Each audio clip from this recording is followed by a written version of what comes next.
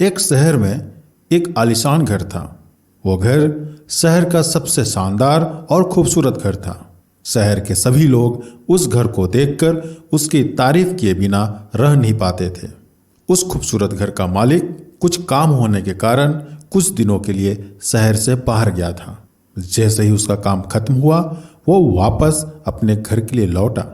वापस आकर उसने दूर से अपने घर की ओर देखा कि उसके घर से धुआं निकल रहा था। धुआं देखकर वो चिंतित हो गया। उसने अपने घर के और करीब आकर देखा तो उसे पता चला कि उसके घर में आग लगी हुई थी।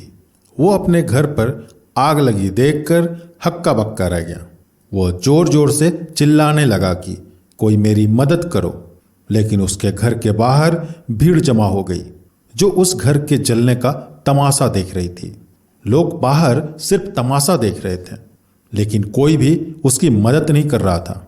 अपने इस खूबसूरत घर को जलता हुआ देख वो आदमी बहुत ज़्यादा चिंतित हो रहा था, लेकिन उसे ये समझ में नहीं आ रहा था कि वो क्या करे। उसी समय उसका बड़ा बेटा वहां पर आया और उसने कहा कि पापा घबराइए मत। बड़े बेटे की बात पर नाराज होते हुए पिता ने उनसे कहा कि क्यों ना घबराऊं, मेरी आंखों के सामने मेरा इतना अच्छा घर जल रहा है और तुम मुझे बोल रहे हो कि पिताजी घबराइए मत। बेटे ने कहा, पापा मुझे माफ कर दीजिए, मैंने आपको बिना बताए ही ये घर का सौदा कर लिया। पिता ने कहा, कैसे और कब? बेटे ने पिताजी को बताते हुए कहा कि कुछ दिन पहले मुझे इस घर का एक अच्छा खरीदार मिला था और उसने इस मकान की कीमत अच्छी देने का प्रस्ताव रखा। सौदा अच्छा था, इसलिए मैंने आपको बिना बताए कर लिया। अब पिताजी बेटे की बात सुनकर बहुत खुश हो जाते हैं और वो भी अब बाकी लोगों की तरह जलते हुए मकान देखने लगते हैं। तभी उसकी बेटी वहां पर आती है और उसने कहा, पिताजी हमारा घर जल रहा है और आप हैं कि आराम से यहाँ खड़े होकर हमारे जलते हुए घर को देख रहे हो, आप कुछ करते क्यों नहीं?